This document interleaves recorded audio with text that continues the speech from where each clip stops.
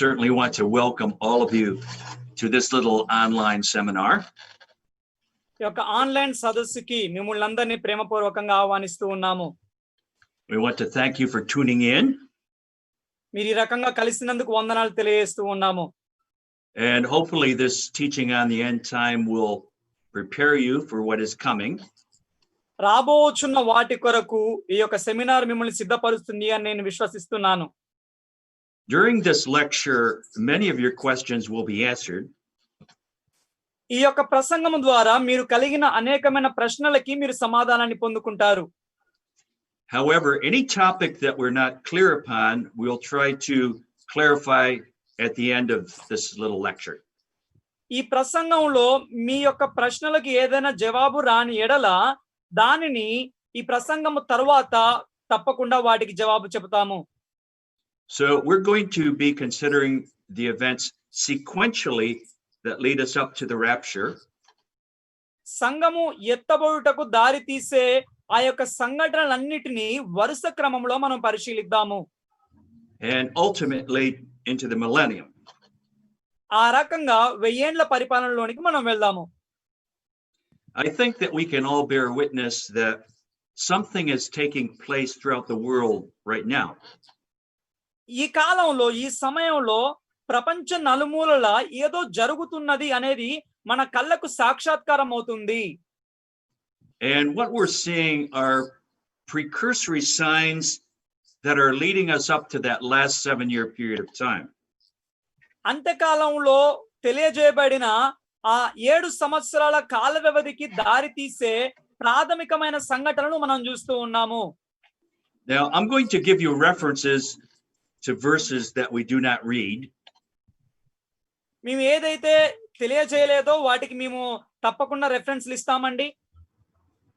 And as I said, we'll try to answer any question you have at the end of this seminar. ఈ యొక్క సదస్సు ending లో ముగింపులో ఏదైనా గాని ప్రశ్నకు జవాబు ఇవ్వని ఎడల వాటికి మేము ఇస్తాము. So this last 7-year period of time divides right in the middle. ఈ అంత్యకాలంలో 7 సంవత్సరాల కాల వ్యవధి అనేది మధ్యలో విభజింపబడుతూ ఉంది. But as I said, there are signs that are leading us up to this 7-year period.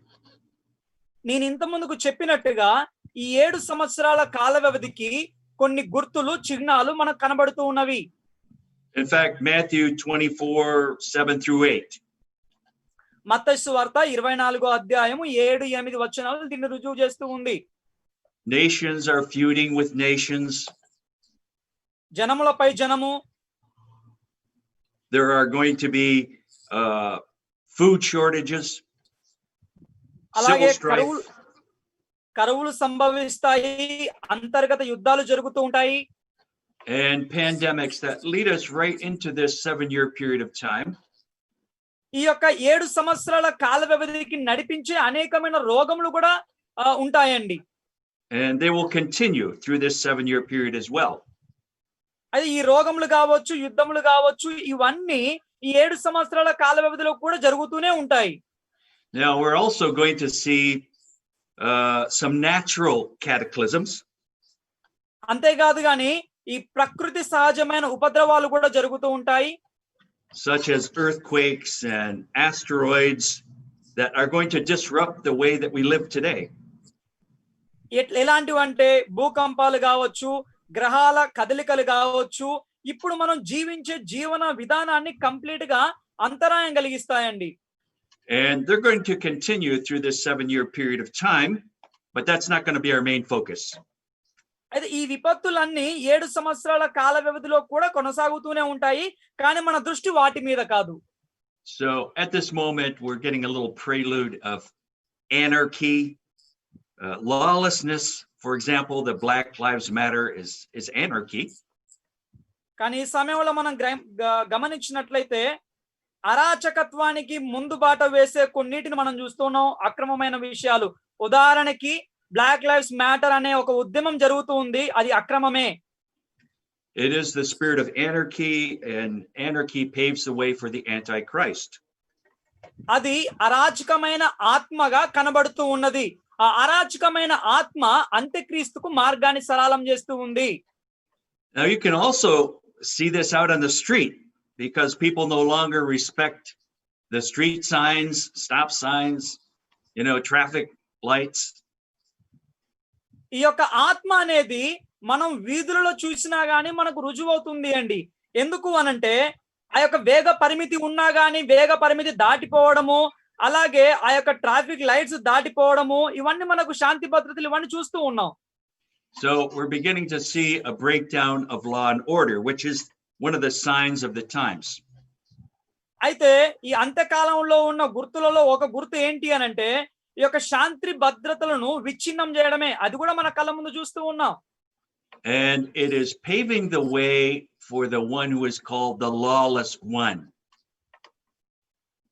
ఈ యొక్క అక్రమము చేయువాని కొరకు అనగా అక్రమము చేయువాడు అనగా అంత్యక్రీస్తుకు ఇవన్నీ మార్గాలను సరళం చేస్తూ ఉన్నాయండి. So the Antichrist is called the lawless one in 2 Thessalonians chapter 2. రెండవ తెస్సలోనికీయులకు రాసిన పత్రిక 2వ అధ్యాయంలో ఈ యొక్క అంత్యక్రీస్తు అక్రమము చేయువానిగా పిలువబడుతూ ఉన్నాడు. And this spirit of anarchy can also be seen in the church. So ఇటువంటి అక్రమమైన ఆత్మ సంఘంలో కూడా మనకు కనబడుతూ ఉన్నది. This we are not under the law message has been interpreted to mean tolerance for sin. ఇప్పుడు ఎటువంటి వాక్యం వింటూ ఉన్నాము అని అంటే మనము ధర్మశాస్త్రము కింద లేము అన్న మాట పాపమును సహించే విధంగా మనకు కనబడుతూ ఉన్నది. God loves you no matter what. You can keep on doing and living the way that you want to. నువ్వు ఎలా ఉన్నా గానీ నువ్వు ఏ రకంగా జీవించినా గానీ దేవుడు నిన్ను ప్రేమిస్తూనే ఉన్నాడు. అటువంటి వాక్యాన్ని వింటున్నామండి. We no longer have to keep the commandments. మనం ఇప్పటికి కృప కింద ఉన్నాము కాబట్టి ఆజ్ఞలను గైకొనడం అవసరం లేదు అన్నటువంటి మాటలు వింటూ ఉన్నాం. So Paul the apostle speaks of an apostasy that's coming in the last days. అంత్యకాలంలో రాబోవు సంభవించబోవు భ్రష్టత్వం గురించి అపోస్తలుడైన పౌలు గారు చెబుతూ ఉన్నారు. In 2 Thessalonians chapter 2 and verses 1 through 3. రెండవ తెస్సలోనికీయులకు రాసిన పత్రిక 2వ అధ్యాయము 1 నుండి 3 వచనాలలో మనకు అది కనబడుతుందండి. So this relates not only to a falling away of sound doctrine, but it also carries into the political realm as well. ఈ యొక్క వాక్యం అనేది కేవలము సత్యమైన సిద్ధాంతంలో నుండి వైదొలగడము సూచించుట లేదు కానీ రాజకీయ పరంగా కూడా సత్యంలో నుండి వైదొలగడాన్ని సూచిస్తుంది. A falling away from law and order. శాంతి భద్రతలలో నుండి వైదొలగడాన్ని కూడా సూచిస్తూ ఉంది. So this is all paving the way for the lawless one. So ఈ యొక్క సంఘటనలన్నీ రాబోవు అక్రమమైన వానికి మార్గమును సరళం చేస్తూ ఉన్నవి. Now, this last 7-year period of time begins with several clear-cut events. ఈ యొక్క చివరి 7 సంవత్సరాల కాల వ్యవధి అనేది స్పష్టమైన సంఘటనలతో ప్రారంభమవుతూ ఉన్నవి. And remember, this 7-year period divides right in the middle, 3.5, 3.5. మనం గుర్తు పెట్టుకోవాల్సిన విషయం ఏమి అనగా ఈ 7 సంవత్సరాల కాల వ్యవధి అనేది మధ్యలో విభజింపబడుతుంది. ముందు 3.5 సంవత్సరాలు, దాని తర్వాత 3.5 సంవత్సరాలు. So the last 3.5 years is called the time of Jacob's trouble. ఈ యొక్క చివరి 3.5 సంవత్సరాలు మనం ఏమని పిలుస్తాము అనంటే యాకోబు శ్రమలుగా మనం పిలుస్తూ ఉన్నాం. Or the Great Tribulation. That's the last 3.5 years. లేదా మహాశ్రమలుగా పిలుస్తున్నాం ఆ చివరి 3.5 సంవత్సరాల కాల వ్యవధిని. And it all centers around Jerusalem. ఈ సంఘటనలన్నీ యెరూషలేము కేంద్రంగా జరుగుతాయండి. Jerusalem is like the epicenter of the quake. వీటన్నిటికీ యెరూషలేము కేంద్ర బిందువుగా ఉన్నది. However, the whole world is affected by what takes place here. యెరూషలేము కేంద్ర బిందువుగా ఉన్నా గానీ ప్రపంచమంతా వీటి ద్వారా ప్రభావితం చేయబడుతూ ఉంది. Now, let's consider another clear-cut sign, and that is the 2 witnesses that come down from heaven. అలాగే మరొక స్పష్టమైన సంఘటనను చూద్దామండి. అదేమనగా ఆకాశం నుండి అనగా పరలోకం నుండి రాబోవు ఇద్దరు సత్యమైన ప్రవక్తలు. So there are two witnesses who come down from heaven, and we know them to be Moses and Elijah. ఇద్దరు ప్రవక్తలు రాబోతూ ఉన్నారు పరలోకంలో నుండి. వారు ఎవరో కాదు, మోషే అలాగే ఏలియా అని మనకు రుజువు అవుతూ ఉన్నది. And they are going to open the 7-year agenda. ఈ యొక్క 7 సంవత్సరాల కాల వ్యవధిని వారు ప్రారంభిస్తారండి. Now, their ministry is going to last for 1260 days or 42 months. వారి యొక్క పరిచర్య అనేది 1260 రోజులు లేక 42 నెలల వరకు కొనసాగుతూ ఉన్నది. So these two witnesses are going to be preaching in the street of Jerusalem. ఈ ఇద్దరు సాక్షులు యెరూషలేము వీధులలో ప్రకటిస్తూ ఉంటారు. And they're going to be releasing some unusual judgments. అంతేకాదు గాని వారు కొన్ని అసాధారణమైన తీర్పులను ప్రకటిస్తూ ఉంటారు. It says they have power to shut heaven so that it doesn't rain. వారికి ఆకాశమును మూసివేయడానికి అధికారము కలదు, వర్షము రానివ్వకుండా. They have power to turn water to blood. నీళ్లను రక్తముగా మార్చే అధికారము వారికి ఇవ్వబడి ఉన్నది. See, they're kind of repeating their ministry of the past. ఇక్కడ మనం గమనించినట్లయితే గతంలో వారు కలిగిన పరిచర్యని మరలా వారు నెరవేరుస్తున్నట్టుగా కనబడుతుంది. And then we have the two counterfeits. కానీ అదే సమయంలో ఇద్దరు నకిలీ వ్యక్తులు కూడా మనకు కనబడుతూ ఉన్నారు. So these two characters come up from hell. ఈ ఇద్దరు వ్యక్తులు అగాధంలో నుండి వచ్చి ఉన్నారు. And you see that in Revelation 13:11 and also in Revelation 17:8.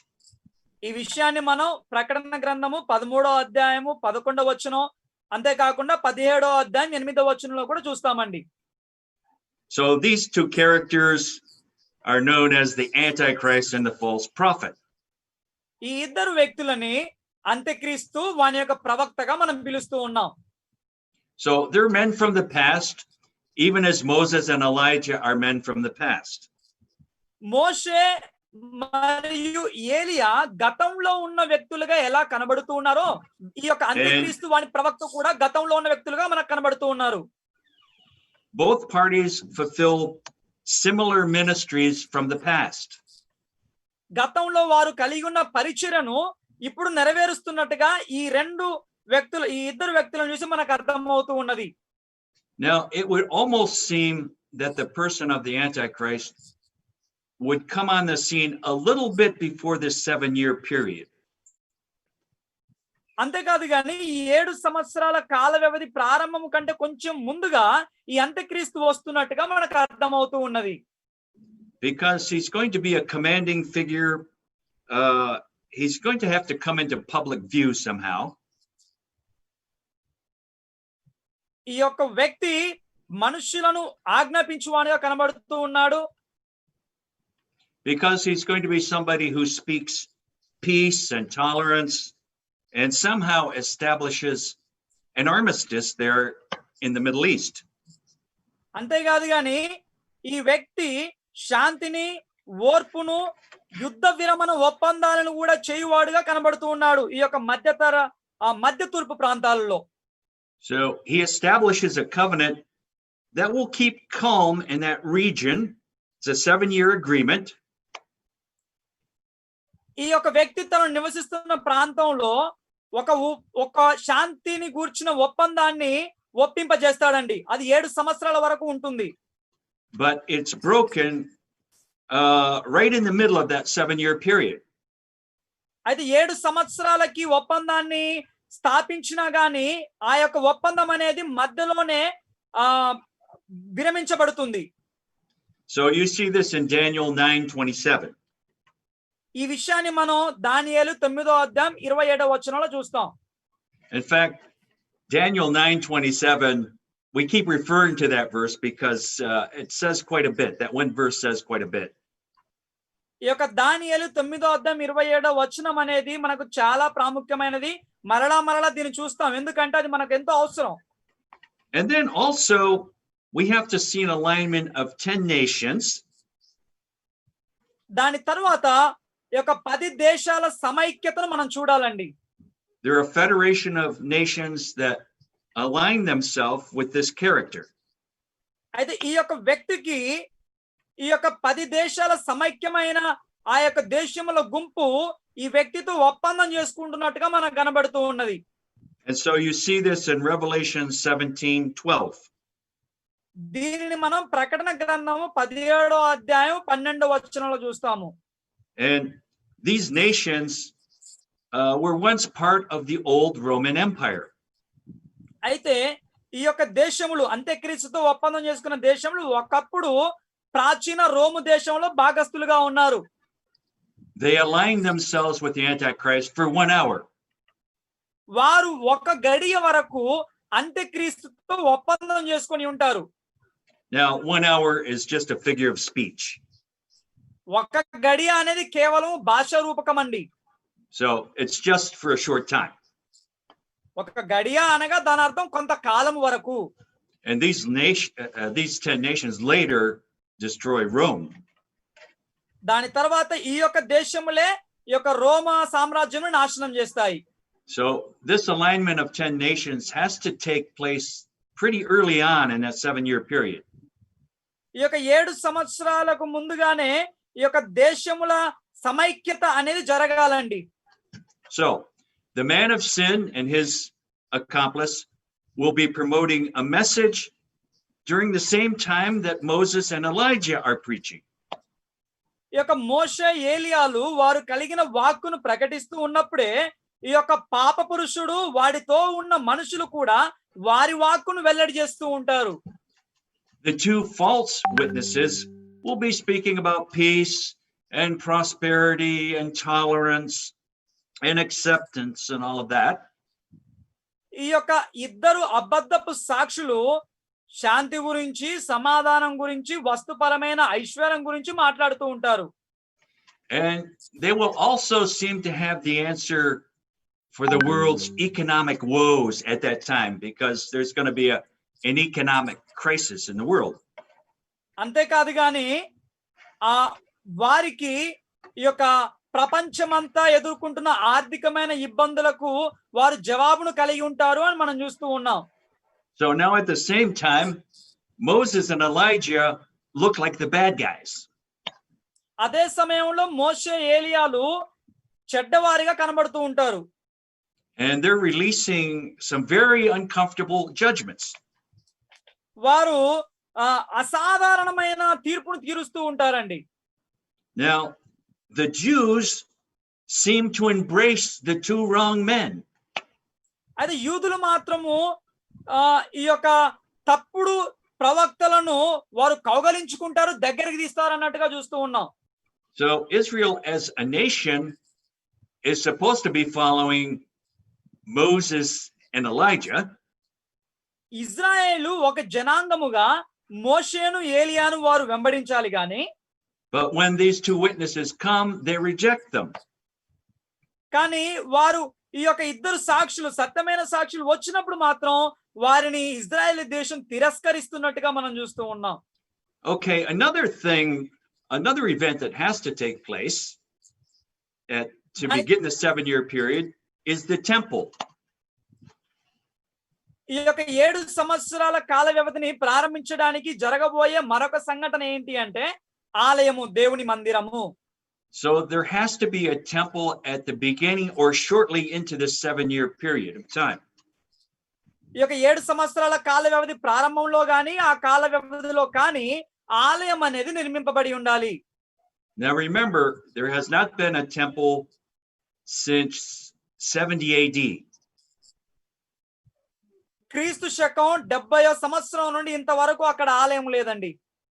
But there has to be a temple, and you see that in Revelation 11 verses 1 and 2. కానీ ప్రకటన గ్రంథము 11వ అధ్యాయము 1-2 వచనాలు చూసినట్లయితే అక్కడ తప్పకుండా ఆలయం నిర్మింపబడి ఉండాలి అని చూస్తూ ఉన్నాం. There has to be a temple because this is where the abomination of desolation takes place. అక్కడ ఆలయం అనేది స్థాపింపబడి ఉండాలి. ఎందుకు అనంటే ఈ యొక్క నాశనకరమైన హేయ వస్తువు అనేది ఆలయంలోనే మనకు కనబడుతూ ఉన్నది. So Jesus said that in Matthew 24 and verse 15. యేసుక్రీస్తు ప్రభుల వారు కూడా మత్తయి సువార్త 24వ అధ్యాయము 15వ వచనంలో దీనిని స్పష్టం చేశారు. That when you see the abomination of desolation, this is something that takes place right in the middle of the last 7 years. నాశనకరమైన ఏ వస్తువుని మీరు చూసి ఉండగా అని అంటూ ఉన్నారు. అయితే ఈ యొక్క సంఘటన అనేది 7 సంవత్సరాల కాల వ్యవధిలో మధ్యలో జరుగుతూ ఉంది. So this act is going to begin the great tribulation. We'll get to that again. ఈ యొక్క సంఘటన మహాశ్రమలకు దారి తీస్తూ ఉంది. దానిని మరలా చూద్దామండి మనం. And then there has to be a return to sacrifice. దాని తర్వాత జరిగేది ఏంటి అని అంటే బలులు అర్పణలు మరలా ప్రారంభమవుతాయి. Now again, Israel has not had a sacrifice since 70 AD. క్రీస్తు శకం 70వ సంవత్సరం నుండి ఇశ్రాయేలులో బలి అర్పణలు లేవండి. But there has to be a return to sacrifice because the man of sin causes the sacrifice to cease in the middle of the last 7 years. అయితే ఈ యొక్క బలి అర్పణలు అనేటివి ప్రారంభం అవ్వాలి. ఎందుకు అనగా ఈ యొక్క పాప పురుషుడు 7 సంవత్సరాల కాల వ్యవధి మధ్యలో ఈ బలి అర్పణలన్నిటిని ఆపేస్తాడు అని దేవుని వాక్యం సెలవిస్తుంది. And again, you could use Daniel 9:27 for a reference. దీనికి సాక్ష్యముగా మనం వాక్యంలో దానియేలు 9వ అధ్యాయము 27వ వచనాన్ని చూడొచ్చు. Now, as we shall see in the second part of this 7-year period, that the man of sin wants to sit in the temple. He wants to sit in the temple and declare himself to be God. 7 సంవత్సరాల కాల వ్యవధిలోని రెండవ భాగాన్ని గనక మనం చూసినట్లయితే అక్కడ ఈ యొక్క అంత్యక్రీస్తు పాప పురుషుడు దేవుని మందిరంలో కూర్చొని దేవునిగా కొనియాడబడాలని ఆశపడుతూ ఉన్నాడు. So we're looking at 2 Thessalonians chapter 2 and verse 3. మనం 2వ తెస్సలోనికీయులకు రాసిన పత్రిక 2వ అధ్యాయం 3వ వచనాన్ని చూస్తున్నామండి. Let no man deceive you by any means, for that day shall not come except there come a falling away first, and that man of sin be revealed, the son of perdition. మొదట భ్రష్టత్వము సంభవించి నాశన పాత్రుడగు పాప పురుషుడు బయలుపడితేనే గాని ఆ దినము రాదు.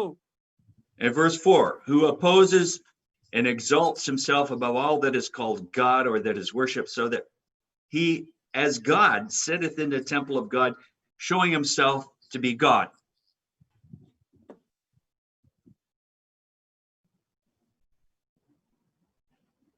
Do you have that? Verse 4? Yeah, 1 minute, Pastor.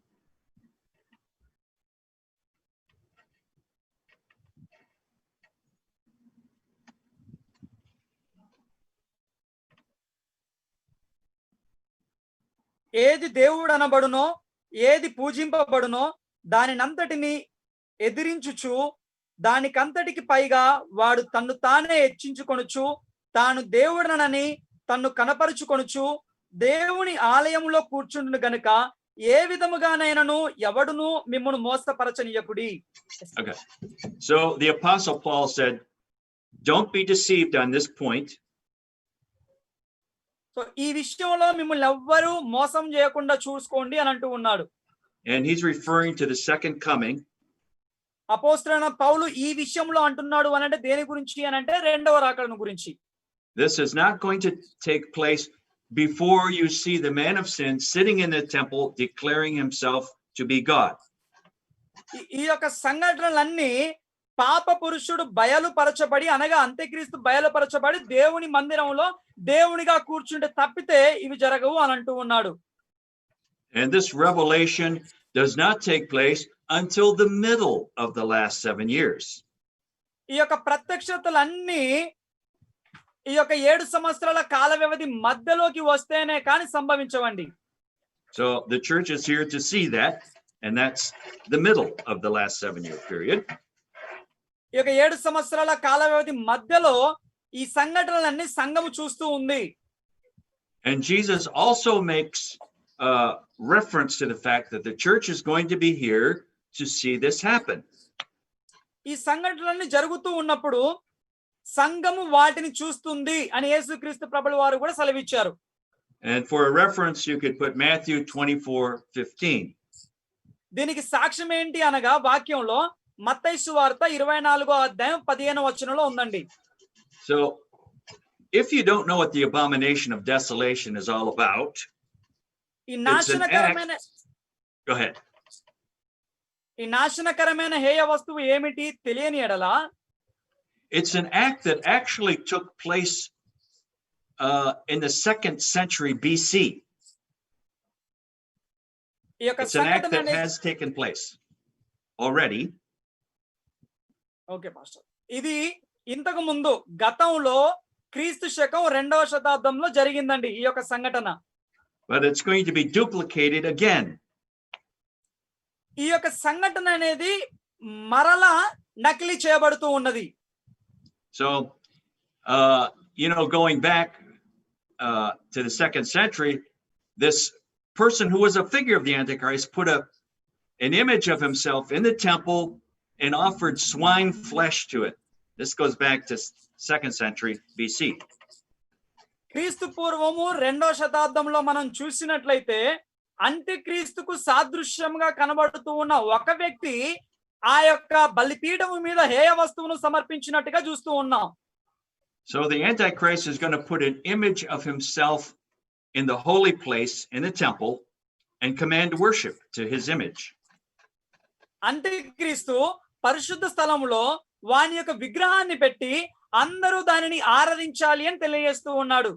Well, the Jews are diametrically opposed to idolatry, so they're going to react to that. మనం అందరం ఎరిగి ఉన్నాము ఏమిటి అనగా యూదులు ప్రత్యక్షంగా విగ్రహ ఆరాధనకు వ్యతిరేకంగా ఉన్నారు. ఈ యొక్క మాట చెప్పగానే తప్పకుండా వాళ్ళు స్పందిస్తారండి. Now, we've considered a few negative things, but we want to be clear on something else, because there's going to be great revival that's taking place at the same time. ఇప్పటి వరకు మనం కొన్ని నెగటివ్ విషయాల మీద మనం దృష్టి ఉంచున్నాము. ఇప్పుడు మనం ఏం చూస్తాము అని అంటే అంత్యకాలం సమీపిస్తూ ఉన్నప్పుడు గొప్ప ఉజ్జీవం వస్తుంది అన్నట్టుగా చూస్తూ ఉన్నాం. So during the time that the two witnesses appear, there's going to be great revival throughout the earth. ఈ యొక్క సత్యమైన ప్రవక్తలు సత్యమైన సాక్షులు కనపరచబడుతూ ఉన్నప్పుడు ప్రపంచ నలుమూలలో గొప్ప ఉజ్జీవం అనేది ప్రారంభమవుతూ ఉంది. These two witnesses are a type of the ministry that's going to be taking place throughout the world. ప్రపంచమంతా జరగబోవు పరిచర్యకు సాదృశ్యంగా ఈ ఇద్దరు సాక్షులు ఉన్నారు. The prophet and the teacher. ఒకరు ప్రవక్త అయి ఉన్నారు, మరొకరు ఉపదేశకులు అయి ఉన్నారు. They will be dominant ministries at the same time as Moses and Elijah. ఈ యొక్క మోషే ఏలియాలు భూమి మీద నివసించినప్పుడే ఈ రెండు పరిచర్యలు ఉన్నతమైన పరిచర్యలుగా ఉన్నట్టుగా మనం చూస్తున్నాం. Now Jesus said that Elijah must first come and restore all things. యేసుక్రీస్తు ప్రభువు వారు ఏమన్నారంటే ఏలియా రావలసి ఉన్నది, ఆయన వచ్చి సమస్తమును పునరుద్ధరించవలసి ఉన్నది అంటూ ఉన్నాడు. And that's found in Matthew 17 and verses 10 through 13.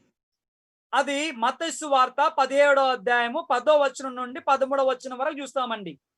So the church has to be restored to God's original plan and purpose. కాబట్టి దేవుని యొక్క ప్రణాళిక ఆ యొక్క ప్రయోజనంలో సంఘము అనేది మొదటిగా పునరుద్ధరించబడాలి. Now, some people say, well, John the Baptist fulfilled Elijah. కొంతమంది ఏమంటారంటే ఆ బాప్తిస్మం ఇచ్చి యోహాను ఏలియాని ఆల్రెడీ నెరవేర్చాడండి అంటారు.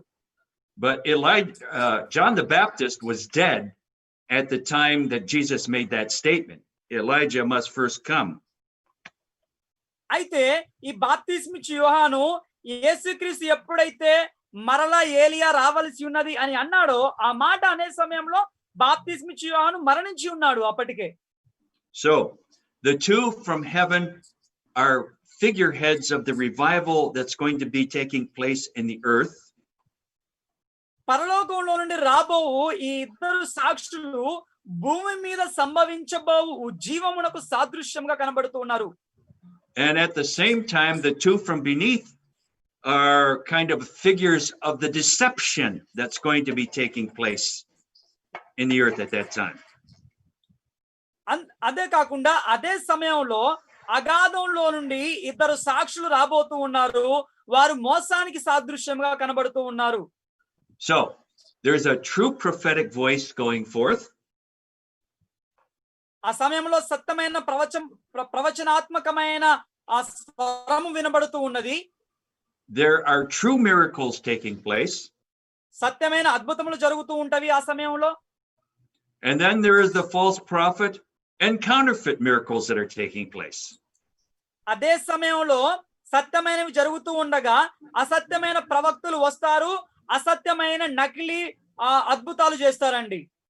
So it's a time of great darkness and at the same time great light. అది ఎలా ఉండిద్ది అనంటే ఒకే సమయంలో గొప్ప అంధకారం చూస్తాం మనం, అలాగే గొప్ప వెలుగును కూడా చూస్తాము. In Isaiah chapter 60 Isaiah chapter 60, he talks about gross darkness covering the earth, but great light coming at the same time. అయితే యెషయా 60వ అధ్యాయంలో వాక్యం ఇలా సెలవిస్తుంది. దాని యొక్క అర్థమేమనగా ఈ యొక్క అగాధము భూమిని కమ్మివేసినప్పుడు గొప్ప వెలుగు సంభవించబోతుంది అని వాక్యం తెలియజేస్తుంది. So there has to be great revival before the end. Great revival before the end. ఈ యొక్క అంత్యకాలము కంటే ముందే గొప్ప ఉజ్జీవం అనేది రావాల్సి ఉన్నది. Now right now there are 2.8 billion people on the face of the earth that have never heard the gospel. ఇప్పటి వరకండి ప్రస్తుతానికి దాదాపుగా 2.8 బిలియన్ ప్రజలు ఇంతవరకు సువార్త వినని వారుగా ఉన్నారు. Jesus said every nation, every tribe and tongue must hear the gospel and then the end comes. యేసుక్రీస్తు ప్రభుల వారు ఏమన్నారు అనంటే ప్రతి దేశము, ప్రతి జనాంగము, ప్రతి గుంపు, ప్రతి నాలుక ఈ యొక్క సువార్తను వినవలసి ఉన్నది, దాని తరువాత అంతము రాబోతున్నది అని సెలవిచ్చారు. So we're looking at Matthew 24 and verse 14. మనం మత్తయి సువార్త 24వ అధ్యాయం 14వ వచనాన్ని చూస్తున్నామండి. It says, "And this gospel of the kingdom shall be preached in all the world for a witness unto all nations, and then shall the end come." మరియు ఈ రాజ్య సువార్త సకల జనులకు సాక్షార్థమై లోకమందంతటను ప్రకటింపబడును, అటు తరువాత అంతము వచ్చును. So this is also reinforced in Revelation chapter 14 and verse 6. ఇది మరలా ప్రకటన గ్రంథము 14వ అధ్యాయము 6వ వచనంలో నొక్కా నుంచి చెప్పబడిందండి. Where we see an angel flying through the heavens proclaiming the everlasting gospel.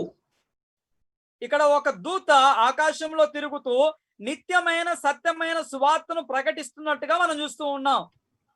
So he's actually empowering the true gospel to be preached throughout the earth. అయితే ఈ యొక్క భూలోకమందంతటా సత్యమైన సువార్త ప్రకటింపబడడానికి బలమును మనం చూస్తూ ఉన్నాం. Now the everlasting gospel is the true gospel without flaw. ఈ యొక్క నిత్యమైన సత్యమైన సువార్త అనగా ఎటువంటి దోషము లేని సువార్తగా మనకు కనబడుతూ ఉన్నది. So there has to be a true gospel preached throughout the earth, and it's going to reach every tribe and every tongue and every nation. ఈ యొక్క సత్యమైన నిత్యమైన సువార్త అనేది ప్రతి జనాంగమునకు, ప్రతి గుంపునకు అందించబడవలసి ఉన్నది. So there has to be a true gospel preached. సత్యమైన సువార్త ప్రకటింపబడాలి. Today, there's a very flawed gospel being preached. A lot of error in what's being preached today. ఇప్పుడు మనం గమనించినట్లయితే అండి సువార్తలో కూడా ఎంతో తప్పుడు దోషములు ఉన్నాయి. And then we see in Revelation 14 another angel flying through heaven, and he's releasing another message. దాని తర్వాత ప్రకటన గ్రంథము 14వ అధ్యాయము 9వ వచనంలో మరొక దూత మరొక వాక్కును ప్రకటిస్తూ ఉంది. So this other angel, this other message is not to succumb to the message of the Antichrist or to receive his mark. ఆ యొక్క వాక్కు ఏమిటి అనగా అంత్యక్రీస్తు యొక్క వాక్కునకు మీరు మీ చెవి మీ యొక్క చెవిని ఇవ్వకూడదు, అంతేకాదు కానీ వాని యొక్క విగ్రహమునకు నమస్కరించకూడదు అని మనం చూస్తూ ఉన్నాం. So the earth has to be warned concerning the Antichrist and not to receive this man or his mark.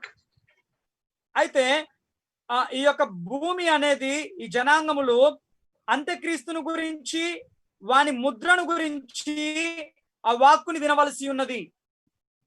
And that hasn't happened yet. ఇది ఇంకా జరగలేదండి, మనం వినలేదు ఈ విషయాలు ఇంకా. But there's coming revival and it's going to be proclaimed. అయితే ఈ యొక్క వాక్కు అనేది రాబో ఉజ్జీవములో ప్రకటింపబడుతూ ఉన్నది. Now there's another aspect of revival revealed in the Feast of Tabernacles. ఈ యొక్క గుడారాల పండుగలో ఉజ్జీవము యొక్క మరొక విషయం మనకు తేటపరచబడుతూ ఉన్నది. Now the Feast of Pentecost opened up the church age. ఈ యొక్క పెంతెకోస్తు పండుగ అనేది సంఘం యొక్క కాలమును ఓపెన్ చేసిందండి. And the Feast of Tabernacles is going to close out the church age. ఈ యొక్క గుడారాల పండుగ మాత్రము సంఘం యొక్క కాల వ్యవధిని ముగిస్తూ ఉన్నది. It's a revival feast. ఈ యొక్క పండుగ ఉజ్జీవపు పండుగగా మనం చూస్తూ ఉన్నాం. It's a harvest feast. అది కోతకాలపు పండుగగా మనకు కనబడుతూ ఉన్నది. And John 7 gives us a nice preview of the power that's going to be released during this time period. ఈ యొక్క సమయ కాలములో కుమ్మరింపబోవు గొప్ప శక్తిని యోహాను సువార్త 7వ అధ్యాయంలో మనకు స్పష్టంగా కనబడుతుందండి. Now this is the only account of the Feast of Tabernacles in the New Testament. నూతన నిబంధనలలో ఈ గుడారాల పండుగ గురించి చెప్పిన ఏకైక లేఖనముగా మనకు కనబడుతూ ఉన్నది. And it's very carefully noted that Jesus doesn't appear in this feast until the very middle. ఇక్కడ మనం గమనించినట్లయితే ఈ యొక్క పండుగలో యేసుక్రీస్తు ప్రభుల వారు మధ్యలో కనబడుతున్నట్టుగా మనకు కనబడుతుందండి. ఆ పండుగ మధ్య కాలంలో వచ్చి తనను తాను కనబరుచుకుంటూ ఉంటాడు. And that's 3.5 days into the feast he appears.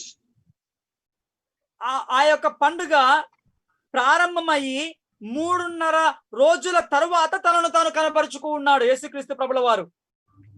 And he is demonstrating great power and anointing and preaching during this revival feast. ఆ యొక్క ఉజ్జీవమైన పండుగలో యేసుక్రీస్తు ప్రభుల వారు గొప్ప అభిషేకాన్ని ఉజ్జీవాన్ని కనబరుస్తూ ఉన్నారు. వాక్యంలో చూస్తాం మనం అది. And we'll look at that in a minute. కొద్ది నిమిషాలలో మనం దాన్ని కూడా చూద్దామండి.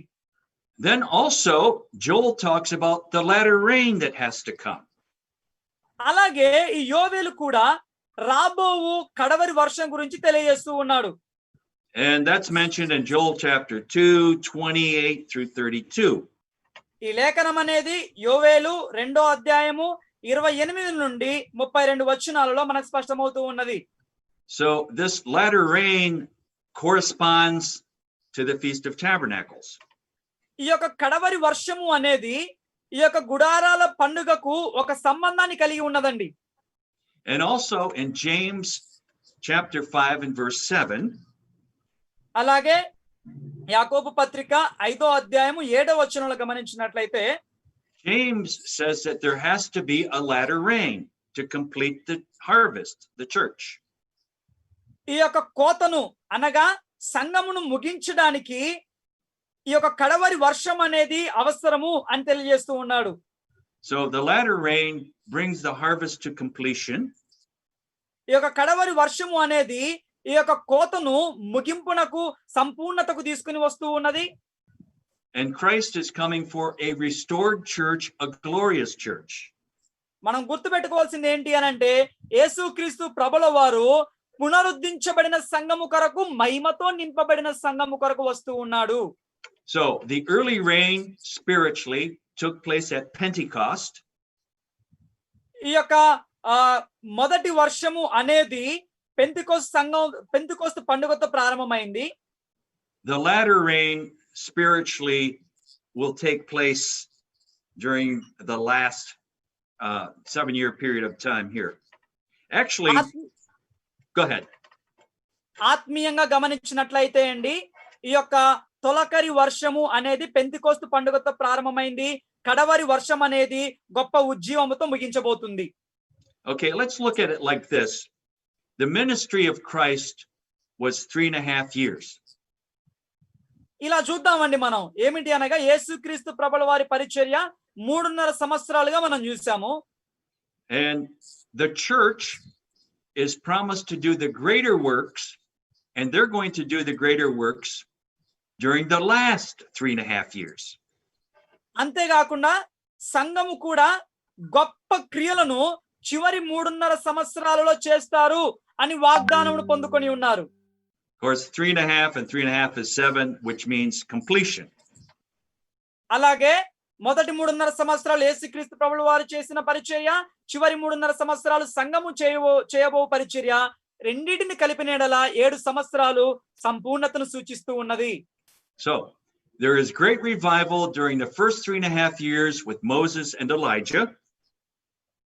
మొదటి 3.5 సంవత్సరాలలో మోషే ఏలియాల ద్వారా గొప్ప ఉజ్జీవము రాబోతూ ఉన్నది. And part of their ministry involves the restoration of the home. అయితే వారి పరిచర్యలో భాగం ఏమిటి అనగా గృహములను, దేవుని యొక్క గృహములను పునరుద్ధరించడమే.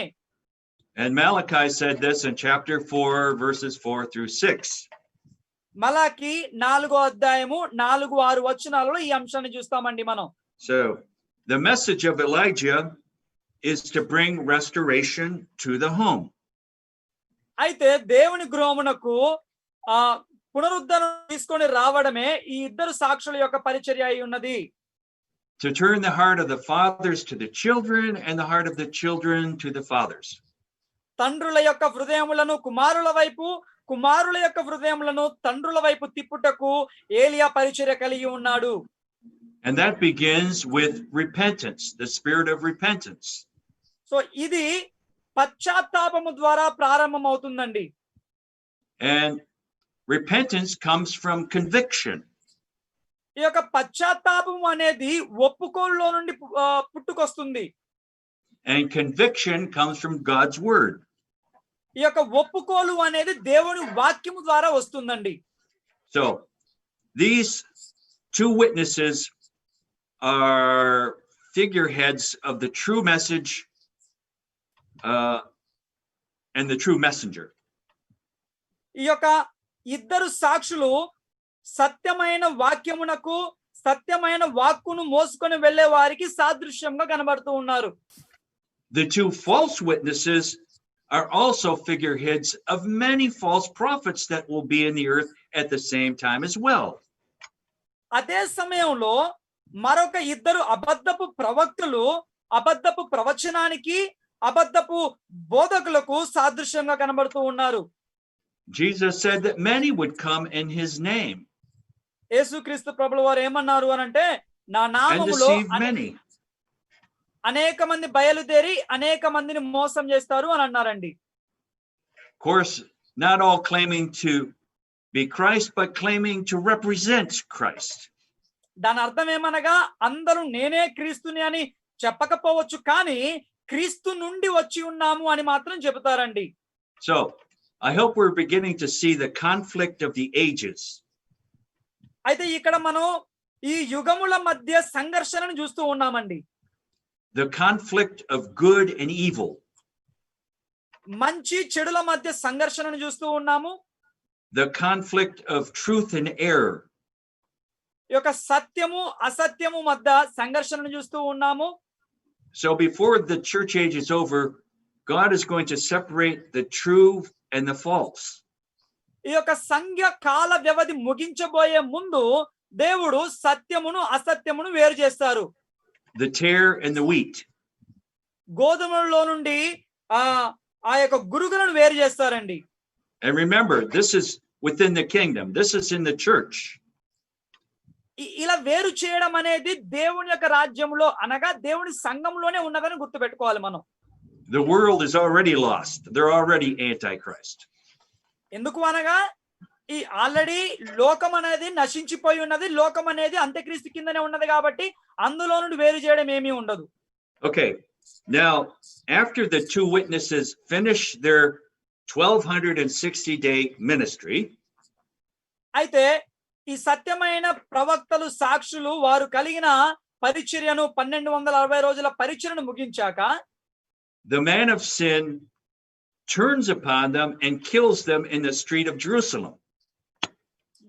వారు ముగించగానే ఈ పాప పురుషుడు వారికి వ్యతిరేకముగా లేచి యెరూషలేము వీధులలో వారిని సంహరిస్తారండి.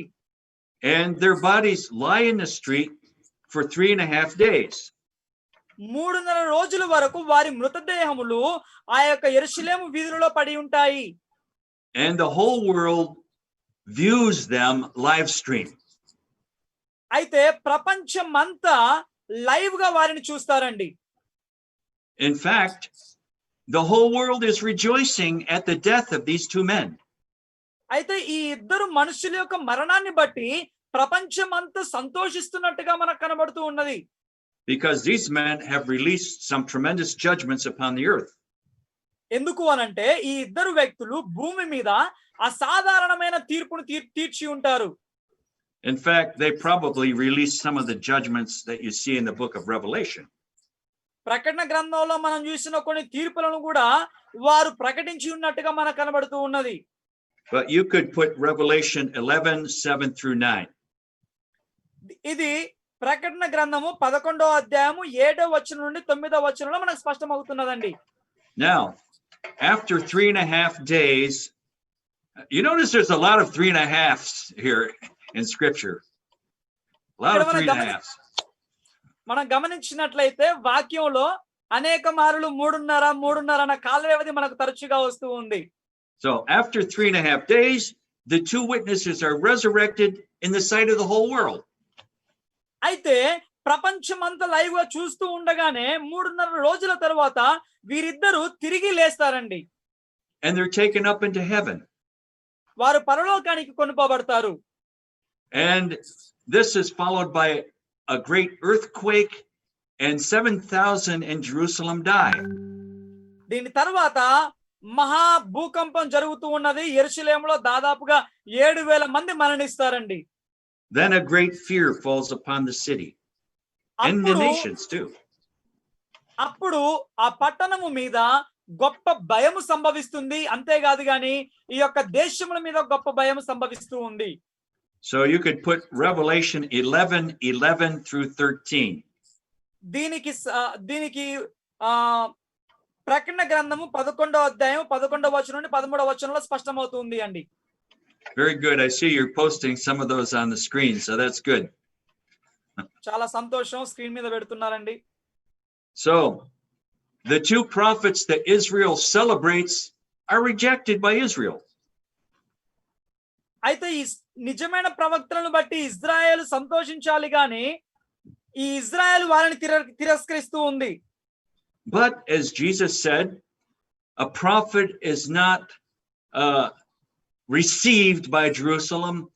The true prophet perishes in Jerusalem. యేసుక్రీస్తు ప్రభులు వారు చెప్పి ఉన్నారు, యెరూషలేములో సత్యమైన ప్రవక్తలు యెరూషలేము సత్యమైన ప్రవక్తని స్వీకరించదు. ఈ యొక్క సత్యమైన ప్రవక్తలు యెరూషలేములో ఉండలేరు అని యేసుక్రీస్తు ప్రభు సెలవిచ్చారండి. Okay, now something else is going to take place. ఇక్కడ మరొకటి సంభవిస్తూ ఉన్నది. When these two witnesses go up in Revelation, go ahead.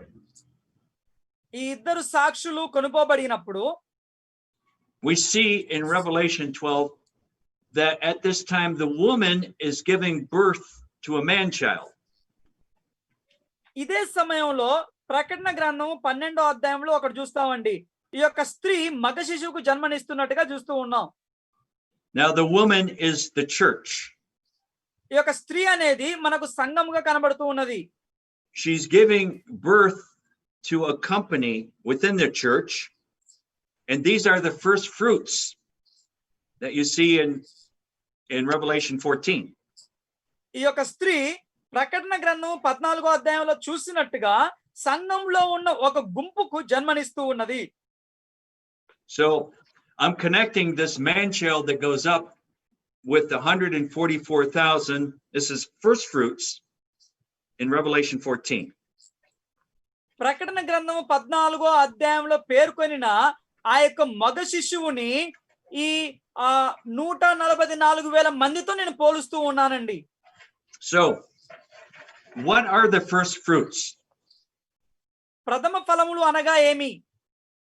They're a sample fruit of the harvest that's to come. రాబోవు ఆ యొక్క కోతకు ఆ యొక్క పంటకు వీరు సాదృశ్యముగా ఉన్నారు. They are the cream of the crop. ఆ యొక్క పంటకు పనగా ఉన్నారు వీరు. You have that term in Indian? The cream of the crop? Okay. Yes, so Christ resurrected on a particular day. యేసుక్రీస్తు ప్రభువు వారు ఖచ్చితమైన ఒక రోజున పునరుద్ధరించబడి ఉన్నారు, పునరుత్థానమయ్యారు. He resurrected on a feast day, the sheaf of the first fruits. ఆ ప్రథమ ఫలముల రోజున ఆయన లేపబడి ఉన్నారు. So when Christ resurrected, there were a handful of others that were resurrected as the first fruits at the same time. ఇక్కడ గమనించాలి ఏంటి అనంటే ప్రథమ ఫలముల పండుగ రోజు యేసుక్రీస్తు ప్రభువు వారు లేచి ఉన్నారు. ఆయన పునరుత్థానమైనప్పుడు ఆయనతో పాటుగా కొంతమంది భక్తులు లేచి ఉన్నట్టుగా మనం చూస్తూ ఉన్నాం. These were first fruits from the Old Testament. They were the best of the best that were resurrected when Christ arose. అయితే వీరు క్రీస్తుతో పాటుగా లేపబడిన వారు ఎవరు అని చూస్తున్నామంటే పాత నిబంధనలోని గొప్ప భక్తులుగా మనకు కనబడుతూ ఉన్నది. వారు ప్రథమ ఫలముగా ఉన్నారు. They came out of their graves and went into the city and appeared unto many. వారు వారి సమాధులలో నుండి లేచి పట్టణంలోనికి వెళ్ళి అనేక మందికి కనబడి ఉన్నారు. And so you see this in Matthew 27 verse 50 through 53. మత్తయి సువార్త 27వ అధ్యాయము 50 నుండి 53 వచనాలలో ఈ విషయం స్పష్టమవుతూ ఉన్నది. So there was a first fruits resurrection at the time that Christ resurrected. క్రీస్తు లేపబడి ఉన్నప్పుడు ప్రథమ ఫలముల పునరుత్థానమును కూడా మనం చూసి ఉన్నాము. And there will also be a first fruits resurrection from the New Testament at the time that these witnesses are resurrected. అలా ఎలా జరిగిందో ఈ యొక్క సత్యమైన ప్రవక్తలు కూడా ఆకాశమునకు కొనుపోబడినప్పుడు వారితో పాటుగా నూతన నిబంధనలో నుండి ప్రథమ ఫలముల పునరుత్థానాన్ని మనం చూస్తామండి. So the man child is caught up into heaven right in the middle of the last 7 years. చివరి 7.5 సంవత్సరాల కాల వ్యవధి మధ్య భాగంలో ఈ యొక్క మగ శిశువు ఆకాశమునకు కొనుపోబడతాడు. Now this is not the rapture. This is just a first fruits, a sample group that goes up first. దయచేసి అర్థం చేసుకోండి, ఇది సంఘం ఎత్తబడుట ఎంత మాత్రము కాదు, ఇది కేవలము ప్రథమ ఫలములను సూచించుచున్న పునరుత్థానము మాత్రమే. So they go up about 3.5 years before the rapture. సంఘము ఎత్తబడుటకు 3.5 సంవత్సరాలకు ముందు వీరు ఎత్తబడతారండి. Okay, now let's look at another exciting event, and that's the double portion. ఇప్పుడు అద్భుతమైన మరొక సంఘటన గురించి మనం చూద్దామండి. అది ఏమిటి అనగా రెండంతల అభిషేకం అనవచ్చును. So when these two witnesses are taken up, there's going to come a greater anointing upon certain chosen vessels on earth. అయితే ఈ ఇద్దరు ప్రవక్తలు ఆకాశమునకు కొనుపోబడినప్పుడు ఈ యొక్క ప్రత్యేకింపబడిన కొంతమంది పాత్రల మీద ఈ యొక్క అభిషేకం కుమ్మరింపబడుతుందండి. Remember, these men from the past are going to duplicate their former ministry. ఇంతకు ముందు మనం చర్చించుకున్నాం, ఎవరైతే రాబోతూ ఉన్నారో సాక్షులు వారు ఇంతకు ముందు పరిచర్యను కలిగి ఉంటారు, ఆ పరిచర్యనే వారు భూమి మీద నివసిస్తున్న కాలంలో కొనసాగిస్తారు అని. So remember now, in 2 Kings, when Elijah went up into heaven, ఒకసారి మనం గుర్తు చేసుకుందామండి, 2వ రాజులలో ఈ యొక్క ఏలియా ఆకాశమునకు కొనుపబడుతూ ఉన్నప్పుడు, what happened? ఏం జరిగిందండి? His mantle came down upon Elisha, and Elisha did the double works of Elijah. అయితే ఏలియా ఆకాశంను కొనుపబడుతూ ఉన్నప్పుడు ఏలియా ఒక దుప్పటి లేక అభిషేకం అనేది ఎలీషా మీద పడింది. ఎలీషా ఏలియా కంటే గొప్ప పనులు చేసినట్టుగా మనం చూస్తూ ఉన్నాం. So Elijah is recorded with 7 miracles. ఏలియా 7 అద్భుతాలను చేసి ఉన్నాడు. When the mantle came on Elisha, he's recorded with 14 miracles. అయితే ఎప్పుడైతే ఏలియా యొక్క దుప్పటి ఆ అభిషేకం అనేది ఎలీషా మీద పడినాదో ఎలీషా 14 అద్భుతాలు చేసినట్టుగా చూస్తూ ఉన్నాం. Okay, are we getting the picture? అర్థమవుతుందా అండి ఇది? So before Jesus left, he promised the church that they would do greater works than what he did. కాబట్టి యేసుక్రీస్తు ప్రభువుల వారు కొనిపోబడకంటే ముందు మనకు ఒక వాగ్దానం చేశారు, నాకంటే గొప్ప కార్యాలు చేస్తారు అని. Was that fulfilled by the early church? ఈ యొక్క గొప్ప కార్యములు అనే వాగ్దానము ప్రారంభ సంఘంలో అనేది సంపూర్ణమైందా, నెరవేర్చబడిందా? No. The early church did not do anything greater than what Jesus did.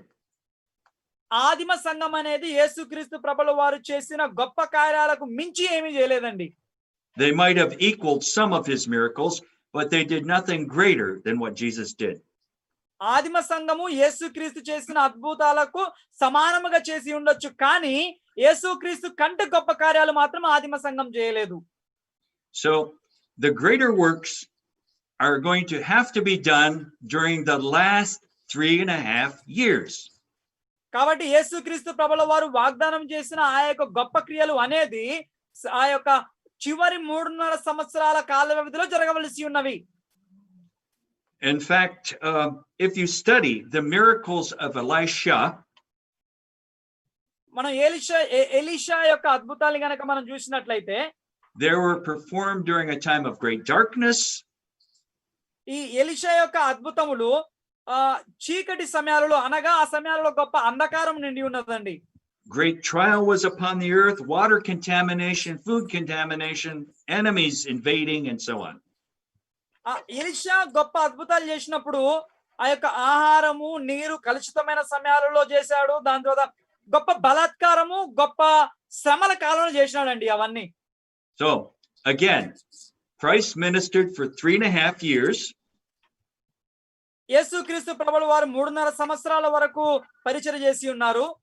He promised the church that they would do greater miracles than he. అలా పరిచర్య చేసిన యేసుక్రీస్తు ప్రభువుల వారు ఆయన కంటే గొప్ప కార్యాలు చేస్తారు అని సంఘానికి వాగ్దానం ఇచ్చాడు. And that's going to take place the last 3.5 years of this age. ఆ యొక్క వాగ్దానపు నెరవేర్పు మాత్రము ఈ యొక్క యుగాంతపు చివరి 3.5 సంవత్సరాలలో చోటు చేసుకుంటుంది. Great trial, but also there's going to be the mighty acts of Christ take place. గొప్ప శోధనలు జరుగుతూ ఉండవచ్చు, కానీ దానితో సమానముగా గొప్ప కార్యములు కూడా జరుగుతూ ఉంటాయండి. Okay? Great tribulation, great revival. మహాశ్రమ సంభవిస్తూ ఉండవచ్చు, దానితో పాటుగా గొప్ప ఉజ్జీవము కూడా సంభవిస్తూ ఉంటది. Great darkness, great light. గొప్ప అంధకారము ఉండి ఉండవచ్చు, దానితో సమానముగా గొప్ప వెలుగు మనకు కనబడుతూ ఉంటది.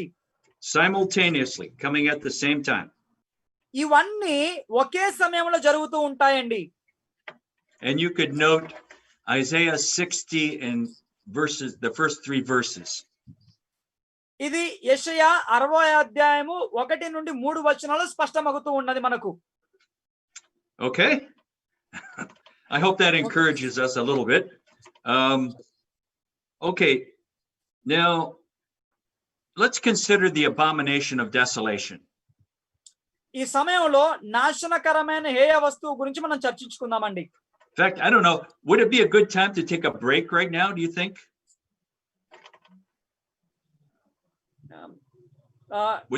ఇది బ్రేక్ తీసుకోవడానికి ఒక సమయం అనుకుంటూ ఉన్నాము, ఏమంటారండి? You want to take a little break before we get into the abomination? Me, Pastor? Yeah, I mean, you want to take a little 10-minute, 15-minute break, tea break? No problem, Pastor, for me. No problem for you. How about everybody else? Yeah, yes, Pastor. Everyone can take the break. Okay, we're going to take, we better say 10 minutes because I know it'll go for 15 minutes. So we'll take a 10-minute tea break and we'll come back to the abomination of desolation. Okay, దయచేసి 10 నిమిషాలు break తీసుకుందామండి. దానిని పొడిగించి